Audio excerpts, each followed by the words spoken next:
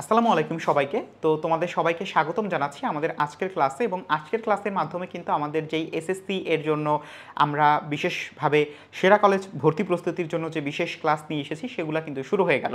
তো আমরা এখানে তোমাদেরকে রেকর্ডেড ক্লাস দিব যেন করে তোমরা তোমাদের জন্য যেটুকু গুরুত্বপূর্ণ সেটুকুই তোমরা পড়তে পারো। সো আমরা শুরু করতে যাচ্ছি, বেশি কথা বাড়াবো না। আমরা আমাদের আজকের ক্লাসে জীববিজ্ঞানের প্রথম, তৃতীয় এবং পঞ্চম অধ্যায় পড়বো। এবং এই তিনটা অধ্যায় থেকে আমাদের সাধারণত দেখা যায় যে বেশ ভালো প্রশ্ন আসে, বা এখান থেকে আমাদের তিনটা কলেজের জন্যই বেশ গুরুত্বপূর্ণ একটা তিনটা অধ্যায়। তো এই তিনটা অধ্যায় থেকে আমরা একদম গুরুত্বপূর্ণ যেই টপিকগুলো রয়েছে সেই টপিকগুলো একটু দেখার চেষ্টা করব। একদম প্রথমে দেখো যে জীববিজ্ঞানের ধারণা। সো জীববিজ্ঞানের ধারণা থেকে আমাদের আসলে জীববিজ্ঞান ব্যাপারটা খণ্ডন করতে হবে। যেমন যে জীববিজ্ঞানকে আমাদের ইংরেজিতে কি বলে? জীববিজ্ঞানকে আমাদেরকে ইংরেজিতে বায়োলজি বলে। কিন্তু এটা সৃষ্টি হয়েছে কোত্থেকে? এটা সৃষ্টি হয়েছে আমাদের গ্রিক শব্দ। কি শব্দ? গ্রিক শব্দ। এইসব জায়গাগুলোতে আমাদের খুব সতর্ক থাকতে হবে। কেন সতর্ক থাকতে হবে? কারণ এগুলো কিন্তু তোমার এখন খুব সহজ লাগতেছে, বাট পরীক্ষার হলে গিয়ে যখন দেখবা গ্রিক শব্দ, ল্যাটিন শব্দ, তখন কিন্তু তুমি একটু কনফিউজ হয়ে যাবা। সো এই জন্য আমরা গ্রিক শব্দ পড়ার সাথে সাথে এটার যে অর্থ এটাও দেখে নিব। যেমন বায়োস মানে জীবন। বায়োস মানে কি? বায়োস মানে জীবন। এবং আমাদের এই লোগোস, তুমি জীববিজ্ঞানে যতক্ষণ দেখবা ততক্ষণ পর্যন্তই দেখবা যে আসলে লোগোস অর্থাৎ যে কোনো প্রকার জ্ঞানের কথাই বলুক না কেন জীববিজ্ঞানে, সেটা লোগোস আকারেই প্রকাশ করা হয়েছে, অর্থাৎ গ্রিক শব্দতেই প্রকাশ করা হয়েছে। তাহলে লোগোস শব্দের অর্থ কি? জ্ঞান। এই দুটা শব্দের সংযোগের মাধ্যমে আমাদের কি সৃষ্টি হয়েছে? বায়োলজি শব্দটি। তাহলে বায়োলজি শব্দটার অর্থ কি? জীবন সম্পর্কিত বিজ্ঞান, ঠিক আছে, বা জীবন সম্পর্কিত জ্ঞান। ওকে, ডান। তো এই ব্যাপারটা তোমার এখান থেকে দেখতে হবে। দ্বিতীয় যে ব্যাপারটা আছে সেটা যে জীববিজ্ঞানের শাখা। আমরা জানি আমাদের দুইটা শাখা আছে। কি কি শাখা? একটা ভৌত জীববিজ্ঞান আর একটা ফলিত জীববিজ্ঞান, ঠিক না? একটা ভৌত আর একটা ফলিত। এখন ভৌত জীববিজ্ঞানের দিকে একটু লক্ষ্য করো যে ভৌত জীববিজ্ঞানের ক্ষেত্রে তোমাদের প্রশ্ন কিন্তু শুধুমাত্র এই যে আমরা প্রশ্নটা ধরলাম না এখানেই তোমাদের প্রশ্ন হয়ে গেছে অলরেডি। যেমন দেখো যে ভৌত জীববিজ্ঞানের ক্ষেত্রে আমাদের এই নামগুলো পড়তে হবে, যে অঙ্গ সংস্থান, তারপরে শ্রেণীবিন্যাস বিদ্যা বা ট্যাক্সোনমি, শারীরবিদ্যা বা ফিজিওলজি, তারপরে হিস্টোলজি বা কি আমাদের টিস্যু সম্পর্কিত যে বিদ্যাটা সেটাকে আমরা বলি হিস্টোলজি, ভ্রূণবিদ্যা এমব্রায়োলজি, তারপরে আমাদের কোষবিদ্যা বা সাইটোলজি, তারপরে বংশগতিবিদ্যা বা জেনেটিক্স। এখন তোমাকে আসলে এখান থেকে পড়তে হবে কি? তোমাকে পড়তে হবে এতটুকুই যে আমাদের অঙ্গ সংস্থান বা মরফোলজি কি, ঠিক আছে, অর্থাৎ বাংলা এবং ইংরেজিটুকু শেষ, তোমার পড়া এখান থেকে শেষ। এবং আরেকটা প্রশ্ন তোমাকে হবে যে নিচের কোনটি ভৌত জীববিজ্ঞানের অংশ নয়। অর্থাৎ তুমি যদি এখান থেকে জানো যে কোনটা আসলে ভৌত জীববিজ্ঞান এবং কোনটা আসলে কি ভৌত জীববিজ্ঞান নয়, ফলিত জীববিজ্ঞান, তখন কিন্তু তোমার জন্য অনেক ইজি হয়ে যাবে। এখন কথা যে ভৌত জীববিজ্ঞান ব্যাপারটা কি? ব্যাপারটা যেখানে তুমি তাত্ত্বিক বিষয় নিয়ে আলোচনা করো, অর্থাৎ যেখানে তুমি আলোচনা করতেছো, ঠিক আছে, এটার যে তুমি এখান থেকে ফল পেয়ে গেছো বা এখান থেকে তুমি যে প্রায়োগিক দিকে যেতে পেরেছো এমন কিন্তু না। এখানে তোমার আলোচনা বা এখানে তুমি তত্ত্বগুলো নিয়ে কথাবার্তা বলবা, যে অঙ্গ সংস্থান, মরফোলজি নিয়ে। মরফোলজিতে তুমি শুধু দৈহিক গঠন বর্ণনা করতেছো, কিন্তু এখানে তুমি কোনো প্রয়োগ করতেছো না। তো এই জন্য এটা কি একটা ভৌত জীববিজ্ঞান। তাহলে তুমি কিভাবে পড়বা যে মরফোলজি অঙ্গ সংস্থান, এবং এটা আমাদের কি করে? এটা দৈহিক গঠন কিংবা অঙ্গ সংস্থানিক সংগঠন, অর্থাৎ তোমার অঙ্গগুলা কিভাবে সংগঠন হচ্ছে। আমি হাত নাড়াচ্ছি অথবা আমার এই দুই পাশে দুইটা হাত, এরকম ব্যাপারগুলোকে আমরা একত্রে বলতেছি কি? অঙ্গ সংস্থান বা মরফোলজি। এবং এটার বহি অঙ্গ সংস্থানকে আমরা বলতেছি এক্সটার্নাল মরফোলজি, এবং অঙ্গ সংস্থানকে আমরা বলি ইন্টারনাল মরফোলজি। আচ্ছা, তারপরে শ্রেণীবিন্যাস বিদ্যা বা ট্যাক্সোনমি, শারীরবিদ্যা বা ফিজিওলজিটা তুমি একটু দেখতে পারো যে ফিজিওলজি এবং মরফোলজির মধ্যে কিন্তু একটু সমস্যার সৃষ্টি হয় তোমাদের মধ্যে। সো যখন নানা অঙ্গ প্রত্যঙ্গের জৈব রাসায়নিক কার্যাদি সম্পর্কে আলোচনা করা হবে সেটা ফিজিওলজি, অর্থাৎ তোমার শরীরের অভ্যন্তরে যেই সব জিনিস ঘটতেছে সেটা শারীরবিদ্যা। আর তোমার শরীরটা কিভাবে গঠন হচ্ছে বা শরীরটা কিভাবে সংগঠন বা সংস্থান হচ্ছে সেটা তোমাদের অঙ্গ সংস্থান বা মরফোলজি, ঠিক আছে। আচ্ছা, তারপরে হিস্টোলজি কি? হিস্টোলজি টিস্যু সম্পর্কিত বিজ্ঞান। ভ্রূণবিদ্যা আমাদের ভ্রূণ যখন সৃষ্টি হয় বা ভ্রূণ সম্পর্কিত, জাইগোট সম্পর্কিত। কোষবিদ্যা কি হবে? কোষ সম্পর্কিত অবভিয়াসলি। তারপরে বংশগতিবিদ্যা বা জেনেটিক্স নিয়ে কথা বলা হবে। এখানে বংশগতি বা বংশগতি ধারা সম্পর্কে আলোচনা করা হবে। তোমাকে জাস্ট এতটুকু পড়লেই এই অধ্যায়ে তুমি কিন্তু প্রশ্ন মোটামুটি অর্ধেক শেষ করে ফেলছো। আচ্ছা, এরপর দেখো বিবর্তন বিদ্যায় কি করা হবে? এভালুয়েশন। তোমাকে ডিরেক্ট প্রশ্ন করবে যে নিচের কোনটি এভালুয়েশন বা নিচের কোনটি বিবর্তন বিদ্যা। অ্যান্সার করবা কি? এভালুয়েশন। তারপর দেখো আমাদের বাস্তুবিদ্যা মানে ইকোলজি, অর্থাৎ পরিবেশের সাথে আমাদের জীবের যে আন্তঃসম্পর্ক, অর্থাৎ আমরা কিন্তু হচ্ছে পরিবেশের সাথে যদি আমাদের একটা ভালো সম্পর্ক না থাকতো তাহলে কিন্তু আমরা কি বাঁচতে পারতাম না। তো এই ব্যাপারটাই বলছে যে এই শাখায় কি হয়, আমাদের বাস্তুবিদ্যা বা ইকোলজি, ইকো মানেই কি, ইকো মানেই হচ্ছে আমাদের পরিবেশ, বাস্তু মানে হচ্ছে বাস্তুতন্ত্রের অংশ। তাহলে বাস্তুবিদ্যায় কি করা হবে, আমাদের জীবের অন্তঃসম্পর্ক নিয়ে, অন্তঃসম্পর্ক হচ্ছে জীব আর জীবের মধ্যে যেটা, সেটাকে আমরা বলি হচ্ছে অন্তঃসম্পর্ক, আর জীব আর পরিবেশের সাথে যে সম্পর্ক সেটাকে আমরা বলতেছি আন্তঃসম্পর্ক, দুইটা ভিন্ন এ কারণে। আচ্ছা, সো এটা গেল। তারপরে হচ্ছে এন্ডোক্রাইনোলজি। এন্ডোক্রাইনোলজি কি, এন্ডোক্রাইনোলজি ব্যাপারটাই হচ্ছে আমাদের হরমোন সম্পর্কিত, অর্থাৎ হরমোনের কার্যকারিতা বিষয়ক যে আলোচনা বা হচ্ছে বিদ্যা, সেটা হচ্ছে আমাদের এন্ডোক্রাইনোলজি। এই যে লজি, এই লজি কিন্তু আমাদের ওই লোগোস বা হচ্ছে জ্ঞান। আচ্ছা, তারপরে দেখো আমাদের জীবভূগোল, বায়োজিওগ্রাফি। তোমাদের হচ্ছে সব থেকে সমস্যা কোথায় হয়, যে এই আমাদের বায়োজিওগ্রাফি যে একটা আমাদের মানে আমাদের একটা ভৌত জীববিজ্ঞান, এটা হচ্ছে অনেকে বিশ্বাস করতে চায় না, কিংবা হচ্ছে এটা অনেকে পড়তে চায় না। কিন্তু আমাদের বায়োজিওগ্রাফি কিন্তু কি একটা ফলিত জীববিজ্ঞান নয়, বরং ভৌত জীববিজ্ঞান। কেন? কারণ হচ্ছে এটা কি করে, এটা কিন্তু অভিযোজন সম্পর্কে আলোচনা করে। কোথায় অভিযোজন সম্পর্কে, আমাদের এই যে পৃথিবীর বিভিন্ন এলাকায় বিভিন্ন ধরনের জীব বা হচ্ছে মানে ছড়িয়ে ছিটিয়ে আছে, প্রত্যেকটা জায়গায় কিন্তু হচ্ছে আমাদের জীবের কি আছে বলতো, পৃথিবীতে আমাদের হচ্ছে জীবের সঞ্চার আছে। তো এই যে জীবের বিস্তৃতি এবং তারা যে অভিযোজন করে ওখানে অবস্থান করতেছে, এই ব্যাপারটা নিয়ে আলোচনাই হচ্ছে জীবভূগোল। ঠিক আছে? আচ্ছা, ঠিক আছে, ডান। ওকে, এরপর দেখো ফলিত জীববিজ্ঞানের ব্যাপারটা আমরা একটু দেখবো, যে ফলিত জীববিজ্ঞানের মধ্যে কিন্তু অনেক কিছু আছে। প্রথমত দেখো যে জীবাশ্ম বিজ্ঞান, এটা কি, এটা হচ্ছে প্যালিয়েন্টোলজি। তারপরে হচ্ছে আমাদের জীব পরিসংখ্যান বিদ্যা, বায়োস্ট্যাটিক্স। তারপরে হচ্ছে পরজীবী বিদ্যা, প্যারাসাইটোলজি। এখন তুমি বলতে পারো এগুলো কেন আমাদের হচ্ছে ফলিত জীববিজ্ঞান, কারণ এগুলা কি প্রত্যেকটাই আমরা কিন্তু হচ্ছে প্রায়োগিক। যেমন জীবাশ্ম বিজ্ঞান, প্রাগৈতিহাসিক জীবের বিবরণ এবং জীবাশ্ম সম্পর্কিত বিজ্ঞান, এগুলা কিন্তু কি আমরা ব্যবহার করে থাকি, ঠিক না? এগুলা কি জীবন সম্পর্কিত। তার মানে এই জীবাশ্ম বিজ্ঞান আমরা কেন পড়ি, কারণ হচ্ছে এটা আমাদের প্রয়োজন, এজন্য। তারপরে দেখো পরজীবী বিদ্যা, এটা কেন পড়ি, কারণ হচ্ছে এটা থেকে আমাদের বেঁচে থাকতে হবে। জীব পরিসংখ্যান বিদ্যা, স্ট্যাটিক্স করতে হবে। স্ট্যাটিক্স করার মাধ্যমে কিন্তু আমরা হচ্ছে অনেক কিছু অভিযোজনের ক্ষেত্রে বা হচ্ছে আমাদের যে নিজস্ব আমাদের অভিযোজনের ক্ষেত্রে কিন্তু অনেক গুরুত্বপূর্ণ একটা তোমার হচ্ছে গুরুত্ব রাখে জীব পরিসংখ্যান বিদ্যা। তারপরে মৎস্য বিজ্ঞান, বুঝতেই পারতেছো মৎস্য না খেলে কিন্তু আমাদের আমিষের ঘাটতি পূরণ হবে না। কীটতত্ত্ব, এন্টোমোলজি, অণুজীব বিজ্ঞান, মাইক্রোবায়োলজি খুব খুব গুরুত্বপূর্ণ। কৃষি বিজ্ঞান, এগ্রিকালচার, চিকিৎসা বিজ্ঞান, মেডিসিনাল সায়েন্স বা মেডিকেল সায়েন্স। তারপরে জীব প্রযুক্তি জিন প্রযুক্তি, জেনেটিক ইঞ্জিনিয়ারিং, প্রাণ রসায়ন, বায়োকেমিস্ট্রি, পরিবেশ বিজ্ঞান, এনভায়রনমেন্টাল সায়েন্স, সামুদ্রিক জীববিজ্ঞান, মেরিন বায়োলজি, বনবিজ্ঞান, ফরেস্ট্রি। তোমরা হয়তো বা অনেকে ধারণা করতে পারছো যারা হচ্ছে একটু অ্যাডভান্সড, যে এখানে আসলে আমাদের ফলিত জীববিজ্ঞান সম্পর্কে আলোচনা করতেছে নাকি কোনো একটা বিশ্ববিদ্যালয়ের সাবজেক্ট নিয়ে আলোচনা করতেছে, এমন না। বিষয়টা হচ্ছে আমরা ওই জিনিসগুলোই পড়ি যেগুলো হচ্ছে আমরা প্রায়োগিক দিকগুলো নিয়ে আমরা হচ্ছে কাজ করতে পারবো, এরই একটা অংশ হচ্ছে এইটা, বুঝতে পারছো? আচ্ছা, সো এরপর দেখো এই যে আমাদের পরিবেশ বিজ্ঞান, এনভায়রনমেন্টাল সায়েন্স, সামুদ্রিক জীববিজ্ঞান তো দেখলাম, তারপরে জীব প্রযুক্তি, বায়োটেকনোলজি, ফার্মেসি আমার সাবজেক্ট, তারপরে হচ্ছে বন্য প্রাণীবিদ্যা, এটা হচ্ছে ওয়াইল্ড লাইফ, বন্য প্রাণী বিষয়ক বিজ্ঞান, এবং সবার শেষে বায়ো ইনফরমেটিক্স এবং আমাদের হচ্ছে এই যে তোমার জীব পরিসংখ্যান বিদ্যা, এই দুইটার মধ্যে পার্থক্য কি জানো? একটা হচ্ছে কম্পিউটার প্রযুক্তি নির্ভর, আর একটা হচ্ছে তোমার জীব মানে আমাদের জীবের মধ্যকার স্ট্যাটিক্স, এতটুকুই, আর কিছুই না। সো এতটুকু পড়লেই তোমার হচ্ছে মোটামুটি এই অংশটুকু থেকে দান। এরপরে তোমার হচ্ছে আরেকটু জিনিস পড়তে হবে, যেমন হচ্ছে জীবের শ্রেণীবিন্যাস। এগুলো তোমাদের জন্য কিন্তু খুব একটা বেশি গুরুত্বপূর্ণ না, তবে তোমরা চেষ্টা করবা যে আমাদের আসলে এই যে অংশটুকু আছে না, যে জীবজগৎকে হচ্ছে আমাদের দুইটা সুপার কিংডমে ভাগ করা হয়েছে। যেমন হচ্ছে আমাদের এই যে সুপার কিংডম 1, যেটা আমরা হচ্ছে বলি প্রোক্যারিওটা মানে কি, প্রোক্যারিওটা মানে হচ্ছে আদিকোষী জীব, ঠিক আছে? আর সুপার কিংডম 2 যেটা হচ্ছে কি আমাদের ইউক্যারিওটা, ইউ মানে হচ্ছে গুড মানে হচ্ছে কি প্রকৃতকোষী জীব। সো তোমাকে জিজ্ঞেস করতেই পারে যে নিচের কোনটি হচ্ছে প্রোক্যারিওটা জীব নয়, বা হচ্ছে নিচের কোনটি হচ্ছে ইউক্যারিওটস। তো ইউক্যারিওটস মানেই হচ্ছে আমাদের এটার মধ্যে থেকে যে কোনো একটা হবে, অথবা তোমার হচ্ছে এই যে আমাদের রাজ্য 1 হচ্ছে মনেরা, এটা শুধুমাত্র প্রোক্যারিওটার, বাকি যে 4টা রাজ্য আছে প্রোটিস্টা, ফানজাই, প্লান্টি, অ্যানিমেলিয়া, এরা প্রত্যেকেই কি আমাদের ইউক্যারিওটা বা তাদের যে নিউক্লিয়াস সেটা সুগঠিত। আমরা এই যে পার্থক্যটা করছি, কিসের ভিত্তিতে পার্থক্য করছি দেখো, আমাদের এই যে আর এইচ হুইটেকার, উনি হচ্ছে 5টা ভাগে ভাগ করছেন, কিন্তু উনি কিন্তু হচ্ছে তখন এদের যে নিউক্লিয়াস কিংবা হচ্ছে এদের যে নিউক্লিয়াসের গঠন এদিকে লক্ষ্য করেননি, কিন্তু পরবর্তীতে মার্গুলিস তিনি কিন্তু হচ্ছে এটাকে কি করছেন, এটাকে হচ্ছে তোমার দুইটা ভিন্ন সুপার কিংডমে ভাগ করেন। কেন ভাগ করেন? কারণ হচ্ছে আমাদের এই যে কোনটার নিউক্লিয়াসটা সুগঠিত এবং কোনটা নিউক্লিয়াসটা অগঠিত মানে সুগঠিত নয়। তো তিনি দেখতে পেলেন যে মনেরা রাজ্যেরটা হচ্ছে সুগঠিত নয়, বাকি যে 4টা রাজ্য আছে তাদের কি সবার হচ্ছে সুগঠিত, এজন্য তিনি তাদেরকে একটা গ্রুপের মধ্যে নিয়ে গেলেন, এবং সেটা কি ইউক্যারিওটা। ওকে, সো এরপরে তোমরা এখান থেকে হচ্ছে এগুলার বৈশিষ্ট্য তোমাদের আসলে আশা করি হচ্ছে খুব একটা গুরুত্বপূর্ণ না, বাট তোমরা হচ্ছে মনেরার মধ্যে উদাহরণকে নীলাভ, সবুজ শৈবাল, ব্যাকটেরিয়া। সুপার কিংডম 2 এর মধ্যে প্রোটিস্টার উদাহরণকে, প্রোটিস্টার উদাহরণ হচ্ছে আমাদের অ্যামিবা, প্যারামেসিয়াম, তারপর হচ্ছে এককোষী এবং বহুকোষী শৈবাল। ফানজাইয়ের কে ইস্ট, পেনিসিলিয়াম, মাশরুম। আবার হচ্ছে প্লান্টির মধ্যে কে আছে, অবশ্যই সব ধরনের সপুষ্পক উদ্ভিদ, ঠিক আছে। এই যে আমাদের এরপরে হচ্ছে আরেকটা জিনিস আছে, সেটা হচ্ছে যে আমরা এটা আমাদের এইচএসসিতেও আছে, ঠিক আছে। তোমরা হচ্ছে একটু জেনে রাখো যে আমাদের এইচএসসিতেও কিন্তু এই ব্যাপারটা আমরা পড়বো, যে একটা হচ্ছে ব্রায়োফাইটস, যেটা কি, যেটা হচ্ছে মশবর্গীয় উদ্ভিদ, আর এটা হচ্ছে আমাদের কি ট্রাকিওফাইটা, যেটাকে আমরা বলতে পারি হচ্ছে অনেক সময় টেরিডোফাইটাও। আচ্ছা, সো ব্রায়োফাইটা কি, যেটা হচ্ছে পানি সংবহনতন্ত্র বিহীন উদ্ভিদ। কিন্তু ব্রায়োফাইটা পানি সংবহনতন্ত্র বিহীন উদ্ভিদ হওয়া সত্ত্বেও ওরা কিন্তু উভচর উদ্ভিদ। কেন বলো তো?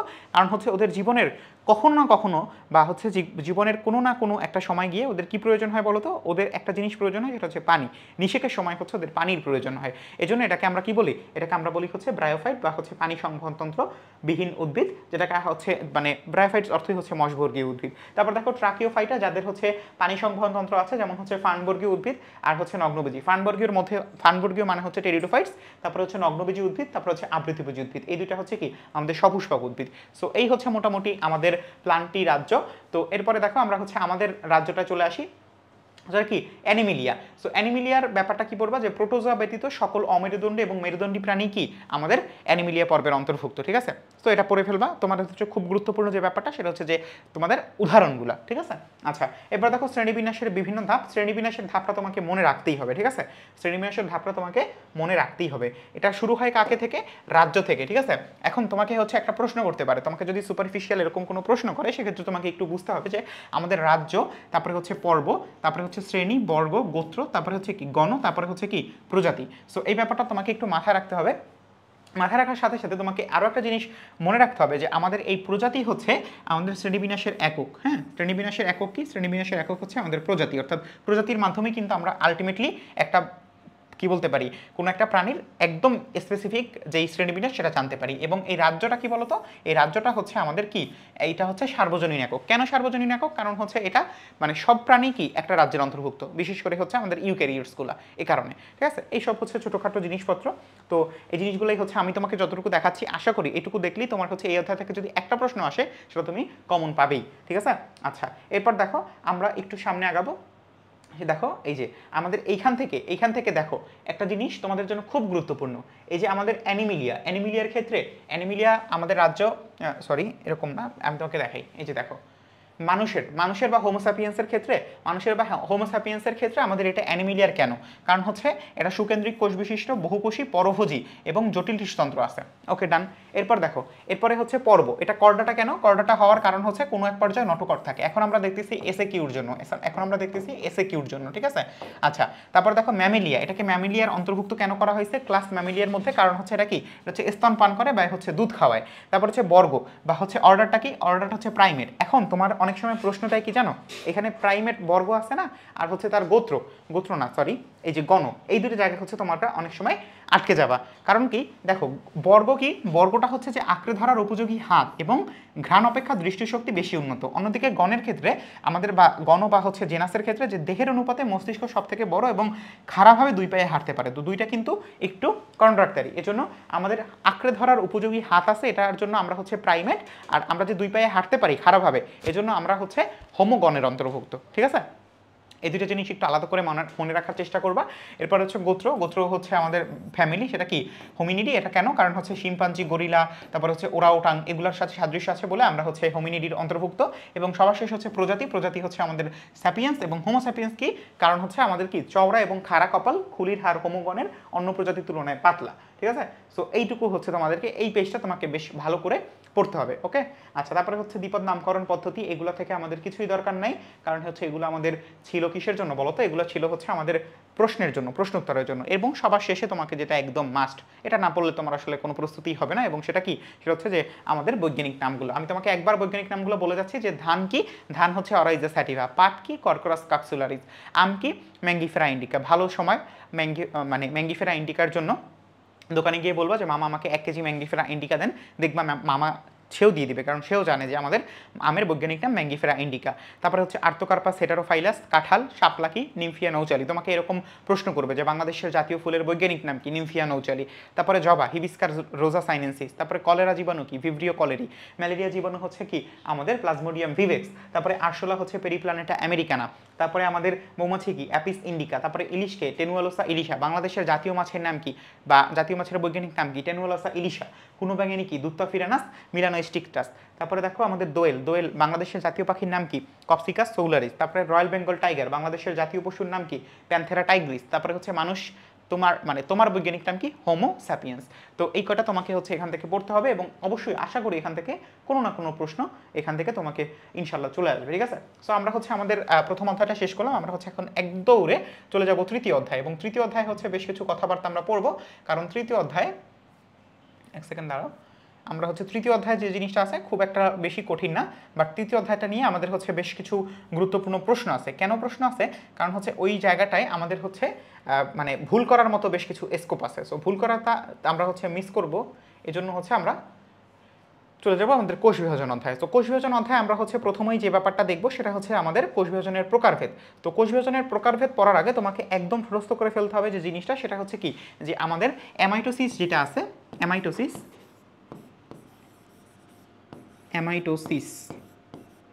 অ্যামাইটোসিস কি, অ্যামাইটোসিস হচ্ছে প্রত্যক্ষ কোষ বিভাজন পদ্ধতি। অ্যামাইটোসিস হচ্ছে প্রত্যক্ষ কোষ বিভাজন পদ্ধতি, হ্যাঁ, প্রত্যক্ষ কোষ বিভাজন পদ্ধতি। কেন? কারণ হচ্ছে এই বিভাজনটা আমাদের কি কোনো প্রকার জটিল মাধ্যম লাগে না, একদম ডিরেক্ট ইনস্ট্যান্ট হয়ে যায়, এজন্য এটা হচ্ছে প্রত্যক্ষ কোষ বিভাজন পদ্ধতি। এরপরে হচ্ছে আমাদের মাইটোসিস। মাইটোসিসকে আমরা বলি হচ্ছে সমীকরণিক কোষ বিভাজন। মাইটোসিসকে আমরা কি বলি, মাইটোসিসকে আমরা বলি হচ্ছে সমীকরণিক কোষ বিভাজন, সমীকরণিক কোষ বিভাজন। কারণ হচ্ছে এখানে আমাদের যে মাতৃকোষের যে ক্রোমোজোম সংখ্যা, তার সাথে আমাদের যে অপাত্য কোষ বা ডটার সেল, তার ক্রোমোজোম সংখ্যা কি ইকুয়াল থাকে, এজন্য। অর্থাৎ আমাদের মাতৃকোষে যদি দুইটা ক্রোমোজোম থাকে, আমাদের যে দুইটা যে নতুন সৃষ্টি হয়েছে তাদেরও কি দুইটাই থাকে। সো এই জায়গাটা আমাদেরকে একটু মনে রাখতে হবে যে আমাদের মাইটোসিসকে বলে হয় সমীকরণিক কোষ বিভাজন। এবং সবার শেষে আমাদের মায়োসিসকে কি বলে, আমাদের মায়োসিসকে বলে হচ্ছে হ্রাসমূলক বিভাজন। কারণ আমাদের মায়োসিস হচ্ছে কোথায় হয়, মায়োসিস হয় হচ্ছে আমাদের জনন কোষে। মায়োসিস এটা কি, এটাকে আমরা বলি হচ্ছে হ্রাসমূলক বিভাজন। এটাকে আমরা কি বলি, হ্রাসমূলক বিভাজন। কেন? এটা হচ্ছে জনন কোষে হয়, এবং জনন কোষে হওয়ার মাধ্যমে আমাদের এখানে কিন্তু কি, এখানে হচ্ছে ক্রোমোজোম সংখ্যা হ্রাস করে দেয় বা হ্রাস ঘটায়। সো এই জন্য এটাকে আমরা বলি হ্রাসমূলক বিভাজন। এই তিনটা যদি তুমি মনে রাখো, এরপরে তোমাকে আরেকটা জিনিস মনে রাখতে হবে, এটাই হচ্ছে আমরা মাইটোসিসে দেখবো। দেখো আমাদের মাইটোসিস কোথায় হয়, মাইটোসিস হয় প্রাণীর দেহকোষে। কোথায় হয়, প্রাণীর দেহকোষে, এবং উদ্ভিদের যে বর্ধনশীল অংশগুলা, বর্ধনশীল অংশের যে ভাজক টিস্যু, অর্থাৎ যেগুলো হচ্ছে বিভাজিত হয়, যেমন কাণ্ড, মূলের অগ্রভাগ, ভ্রূণমূল, তারপর হচ্ছে বর্ধনশীল পাতা, মুকুল ইত্যাদিতে হচ্ছে মাইটোসিস প্রক্রিয়া কি হয়, বিভাজন হয়। এছাড়া আমাদের হচ্ছে নিম্ন শ্রেণীর উদ্ভিদ এবং যে প্রাণী আছে তাদের অযৌন জননের সময় আমাদের কি মাইটোসিস বিভাজন হতে পারে। ওকে, আচ্ছা, এরপর দেখো মাইটোসিসের পর্যায়সমূহ তোমাকে একদম ভালো মতো মনে রাখতে হবে, একদম বেশ ভালো করে মনে রাখতে হবে যে আমাদের মাইটোসিসের 5টা পর্যায় আছে। কি কি আছে? প্রোফেজ আছে, প্রোমেটাফেজ আছে, মেটাফেজ আছে, অ্যানাফেজ আছে এবং টেলোফেজ আছে। তো এখন তোমার এই সব প্রশ্ন টিচারদের জন্য খুব মজা লাগবে। কেন বলো তো? তোমাকে যদি জিজ্ঞেস করে যে প্রোফেজ দশায় কি হয়, তুমি কিন্তু খুব সুন্দর মতো হচ্ছে এখানে বর্ণনা করার একটা স্কোপ পাবা। তো এজন্য তোমাকে হচ্ছে এরকম ডিরেক্ট প্রশ্ন করবে যদি এসে কিউ হয় যে প্রোফেজ দশায় কি ঘটে, ঠিক আছে। তো এত বড় প্রশ্ন সাধারণত করে না, সাধারণত হচ্ছে যে এটার মধ্যে যে স্পেসিফিক তথ্যগুলো আছে না, সেগুলো থেকে প্রশ্ন করে, ভয় পাওয়ার কোনো দরকার নাই। দেখো যেমন আমাদের হচ্ছে প্রোফেজ কি, প্রোফেজ হচ্ছে মাইটোসিসের প্রথম পর্যায়ে। ওকে, আচ্ছা, এটা তোমাকে জানতে হবে। এবং এটার ক্ষেত্রে কি হয়, এটার ক্ষেত্রে হচ্ছে আমাদের একটু এতটুকু জানলেই হবে। পরবর্তীতে হচ্ছে আমরা প্রোমেটাফেজে চলে যাব, যে প্রোমেটাফেজে কি হয়, প্রোমেটাফেজে হচ্ছে স্পিন্ডল যন্ত্রের সৃষ্টি হয়, ঠিক আছে, স্পিন্ডল যন্ত্রের সৃষ্টি হয়, এটা হচ্ছে প্রথম কথা। আমি তোমাকে দাগাই দিচ্ছি, দেখো প্রোমেটাফেজ থেকে অনেক গুরুত্বপূর্ণ জিনিস আছে। দেখো এই যে এখানে কি হয়, এখানে হচ্ছে স্পিন্ডল যন্ত্রের সৃষ্টি হয়, ঠিক আছে।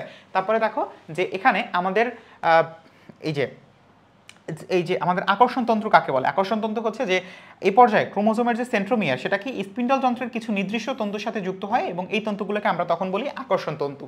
আচ্ছা, এরপর দেখো আমাদের ক্রোমোজোমগুলো এ সময় বিষুবীয় অঞ্চলে বিন্যস্ত থাকে। আমাদের এটা হচ্ছে সেই বিষুবীয় অঞ্চল। সো এই বিষুবীয় অঞ্চলে হচ্ছে বিন্যস্ত হতে থাকে, এবং এই যে কোষের নিউক্লিয়াসের নিউক্লিয়ার মেমব্রেন এবং নিউক্লিয়াসের বিলুপ্তি ঘটতে থাকে। তাহলে কোথায় নিউক্লিওলাস এবং নিউক্লিওলাসের বিলুপ্তি ঘটে, নিউক্লিয়ার মেমব্রেনে, সেটা হচ্ছে আমাদের প্রোমেটাফেজ, ঠিক আছে। আচ্ছা, এরপরে অ্যাস্টার রে বিচ্ছুরিত হয় কোন পর্যায়ে, অ্যাস্টার রে বিচ্ছুরিত হয় কিন্তু আমাদের প্রোমেটাফেজ অ্যানাফেজ পর্যায়। এই যে দেখছো যে আমাদের সেন্ট্রিওল দুটির চারদিকে থেকে রশ্মি বিস্ফোরিত হয়, একে হচ্ছে অ্যাস্টার রে বলে, এবং এটা শুধুমাত্র প্রাণীকোষের বৈশিষ্ট্য। কার বৈশিষ্ট্য?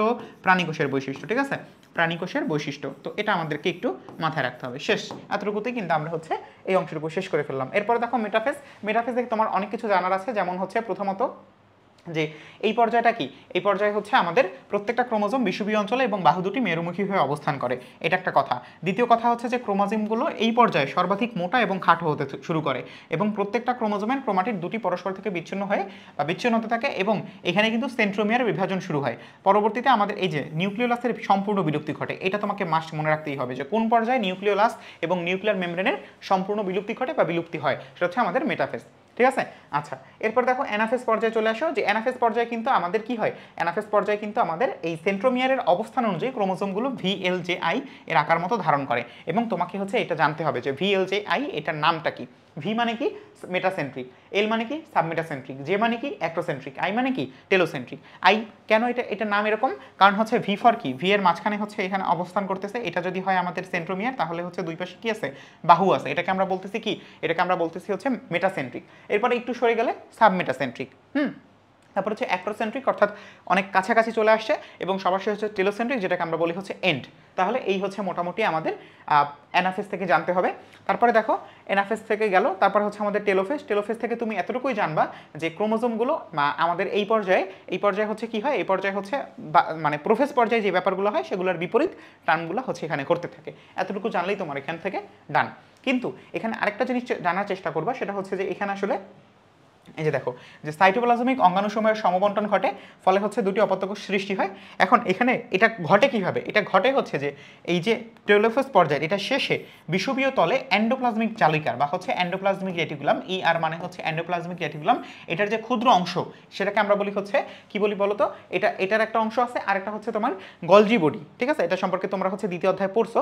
তো সেই গলজি বডি কিংবা হচ্ছে আমাদের গলগি বডি, সেখান থেকে ফ্রাগমোপ্লাস্ট আসে, এবং সেখানে কি একটা কোষ প্লেট সৃষ্টি হয়, অর্থাৎ এই জিনিসটাকে আমরা বলতেছি কোষ প্লেট, অর্থাৎ এই বিভক্ত হওয়ার জন্য যে জিনিসটা সৃষ্টি হয় তাকে আমরা বলি হচ্ছে কোষ প্লেট। ওকে, আচ্ছা, গেল এই অংশটুকু।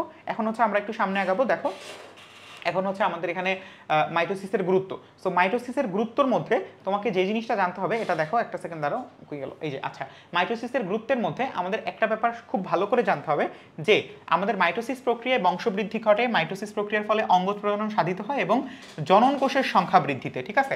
অর্থাৎ তোমার মাইটোসিস কি করে? মাইটোসিস হচ্ছে তোমার জনন কোষের সৃষ্টি করে এবং জননাঙ্গের বৃদ্ধি করে। মাইটোসিস হচ্ছে এই দুইটা কাজ করে। সো তুমি হচ্ছে এটা কাজ করো যে মাইটোসিসের ফলে অঙ্গজ প্রজনন সাধিত হয় এবং জনন কোষের সংখ্যা বৃদ্ধিতে। কিন্তু জনন কোষের মধ্যে বিভাজনটা কার ঘটে? জনন কোষের মধ্যে বিভাজনটা ঘটে কিন্তু মিওসিসের। সো এই জন্য এই জায়গাটা দাগানো আমাদের, ঠিক আছে। তো এখান থেকে আর কিছুই পড়তে হবে না। এরপরে তুমি একটু জাস্ট এতটুকু পড়বা যে আমাদের হিউম্যান প্যাপিলোমা ভাইরাসের, যেটাকে হচ্ছে আমাদের HPV, এই HPV ভাইরাসের কারণে আমাদের কি হয় বলতো, E6 এবং E7 নামক দুইটা জিন এমন কিছু প্রোটিন সৃষ্টি করে যা কোষ বিভাজন নিয়ন্ত্রক প্রোটিন অনুসমূহ কি স্থানচ্যুত করে। ওকে, সো এইখানে বেশ কিছু কথাবার্তা আছে, এইটুকু দেখলেই হবে, বাদ বাকি জিনিসগুলো হচ্ছে কোনো ব্যাপার না, ঠিক আছে। এখান থেকে প্রশ্ন হওয়ার মতো আর কিছু নাই। আচ্ছা, তারপরে দেখো আমাদের হচ্ছে মিওসিসের ব্যাপারটা কি, যে আমাদের মিওসিস বিভাজনে এক চক্রে নিউক্লিয়াসটা দুইবার বিভাজিত হয়। এজন্য এটাকে আমরা কি বলতেছি? এটাকে আমরা বলতেছি হচ্ছে আমাদের যেই নিউক্লিয়াসটা এটা দুইবার বিভাজন হওয়ার কারণে আমাদের কিন্তু কি ক্রোমোজোম সংখ্যাটা হ্রাস পেয়ে যায়, এবং ক্রোমোজোম সংখ্যা যেহেতু হ্রাস পেয়ে যায় এজন্য আমাদের কি হয়, এটাকে আমরা বলি হচ্ছে হ্রাসমূলক বিভাজন, ঠিক আছে। আচ্ছা, এই যে মিওসিসের আরেক নাম হচ্ছে হ্রাসমূলক বিভাজন। সো এই জিনিসগুলো পড়বা। তারপরে হচ্ছে এখান থেকে আসলে এটা কোথায় ঘটে, জনন কোষে ঘটে, এতটুকু জানলেই হবে, আর কিচ্ছু জানতে হবে না। আমি তোমাকে প্রমিস করতেছি যে এখান থেকে তোমাকে আর কিচ্ছু জানতে হবে না। কেন? কারণ হচ্ছে এখানে আমাদের প্রক্রিয়া আছে। প্রক্রিয়া কি তোমাকে পরীক্ষা দিবে? অবশ্যই দিবে না, কিন্তু তোমাকে জাস্ট এতটুকু জানলেই হবে মায়োসিস কোষ বিভাজন কোথায় ঘটে, জনন মাতৃকোষে ঘটে, একদম শেষ, সিম্পল। আচ্ছা, এরপর দেখো আমাদের হচ্ছে এখানে আরেকটা জিনিস জানবা, সেটা হচ্ছে যে প্রথম মায়োসিস বিভাজনে হচ্ছে মাইটোটিক বিভাজন 1 এবং দ্বিতীয়টা হচ্ছে মায়োটিক বিভাজন 2। তো মায়োটিক বিভাজন 2টা হচ্ছে অনেকটা মাইটোটিক বিভাজনের মতো বা মাইটোটিক বিভাজন। ওকে, আচ্ছা, তারপরে দেখো এই ব্যাপারটা এগুলো স্কিপ করে ফেলবা। তো এরপরে হচ্ছে তোমাকে একটা জিনিস জানতে হবে, সেটা হচ্ছে দাঁড়াও, যে এই যে আমাদের ক্রোমোজোম বা জেনেটিক বস্তুর সমতা রক্ষা ছাড়াও জিনগত বৈচিত্র্য বজায় রাখায় বা বজায় রাখা হচ্ছে মায়োসিসের একটা গুরুত্বপূর্ণ উপাদান। এই ব্যাপারটা কেন বলছে, এই ব্যাপারটা হয়তো তোমরা অনেকেই জানো, বাট অনেকেই হয়তো জানো না যে আমাদের যদি হচ্ছে এই মায়োসিস বিভাজন বা রাসমূলক বিভাজনটা না হতো তখন কি হতো বলতো, তখন কিন্তু হচ্ছে আমাদের পিতা থেকে আমরা পাচ্ছি হচ্ছে এন, আবার মাতা থেকেও পাচ্ছি এন, কিন্তু এটা না পেয়ে আমরা পেতাম কি টোয়াইজেন, তো টোয়াইজেন হচ্ছে তোমার 4n হয়ে যেত। তো 4n হলে দেখা যাচ্ছে আমার বাবা মা একরকম, আমি আর একরকম, আবার হচ্ছে আমার থেকে পরবর্তী যে বংশধর সেটা হবে কি আর এক রকম, কারণ 4n আবার হচ্ছে আমার যাই সাইডে বা আমার সাথে যার বিয়ে হবে সেও কি 4n, সো তখন 4n মিলে কত 8n হবে, মানে এটা আসলে অসম্ভব একটা জিনিস। তো এজন্য মায়োসিস বিভাজন এই কাজটা করে যে সে কিন্তু হচ্ছে আমাদের জেনেটিক বস্তুর সমতা রক্ষা করে, অর্থাৎ আমার পিতার দেহ টোয়াইজেন ছিল, আমার দেহ টোয়াইজেন, আবার আমার পরবর্তী বংশধরও কি টোয়াইজেন হবে, শুধুমাত্র মায়োসিসের কারণে। সো আই গেস তোমরা হচ্ছে জেনেটিক বস্তুর সমতা রক্ষা করে এই কথাটা বুঝতে পারছো। ওকে, সো এতটুকুই ছিল হচ্ছে আমাদের কোষ বিভাজন অধ্যায়টা, এবং কোষ বিভাজন অধ্যায়টা কিন্তু আমাদের জন্য একটা ট্রাম্প কার্ড হতে পারে, কারণ হচ্ছে এই অধ্যায়টা যেহেতু সহজ, তো এই অধ্যায় হচ্ছে ট্রাম্প কার্ড কেন, কারণ হচ্ছে তুমি যদি পারো তো ভালো, না পারলে কিন্তু তুমি হচ্ছে এখান থেকে অনেক পিছিয়ে যাবে, ঠিক না? একটা প্রশ্ন ভুল করা মানে হাজার হাজার জনের পিছনে পড়ে যাওয়া, ঠিক আছে? সো এইটা একটা গেল আমাদের তৃতীয় অধ্যায়। এখন হচ্ছে আমরা দেখবো যেটা পড়বো সেটা হচ্ছে আমাদের পঞ্চম অধ্যায়, ঠিক না? আচ্ছা, এক সেকেন্ড দ্বারা আমরা হচ্ছে পঞ্চম অধ্যায় চলে যাই।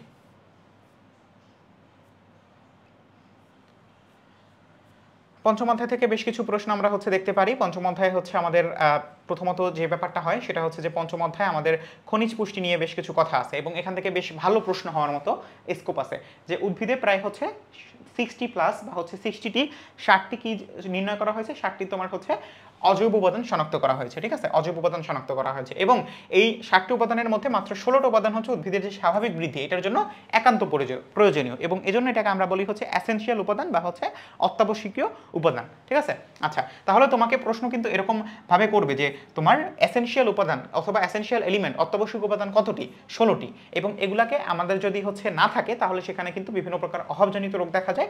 সো এজন্য আমাদের হচ্ছে এগুলো উদ্ভিদের জন্য প্রয়োজন। আমরা হচ্ছে এই একাডেমিকের দিকে যাব না, আমরা হচ্ছে এখন প্রশ্ন কীরকম হতে পারে, প্রশ্ন হতে পারে যে এই যে 16টা উপাদান, এই 16টা উপাদানের একটা অংশ হচ্ছে ম্যাক্রো নিউট্রিয়েন্ট বা হচ্ছে একদম একদম অত্যাবশ্যকীয় প্রয়োজনীয় পুষ্টি উপাদান, আর এটা হচ্ছে যে আমাদের কি বলতো একটা হচ্ছে মাইক্রো উপাদান যেটা হচ্ছে কম অত্যাবশ্যকীয় থেকে একটু কম প্রয়োজন।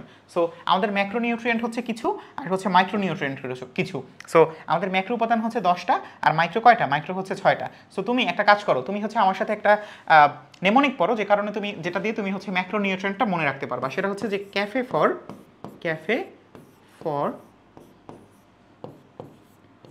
নাইস চপস, ঠিক আছে? তুমি হচ্ছে একটা ক্যাফেতে গেছো, তো এই ক্যাফ থেকে তুমি এই ক্যাফেটায় হচ্ছে তুমি বেশ ভালো কি পাইছো? চপস পাইছো। তো তোমার হচ্ছে ফ্রেন্ড জিজ্ঞেস করছে যে কোন ক্যাফেটা হচ্ছে চপসের জন্য ভালো হবে, তো তুমি বললা যে এই ক্যাফেটা কি নাইস ফর চপস। তাহলে ক্যাফে ফর নাইস চপসকে আমরা এখন দেখতে পাচ্ছি যে সিএ মানে হচ্ছে ক্যালসিয়াম, এটা একটা আয়রন, তারপরে হচ্ছে আমাদের N for nitrogen, C for carbon, H for hydrogen, O for oxygen, P for phosphorus, S for sulphur. তাহলে এখানে 5টা, এখানে 5টা, 6টা, 7টা, 8টা, ঠিক আছে? আর তোমাদের হচ্ছে অতিরিক্ত 2টা দিয়ে দিছে, সেটা হচ্ছে যে আমাদের হাইড্রোজেন এবং অক্সিজেন, ঠিক আছে?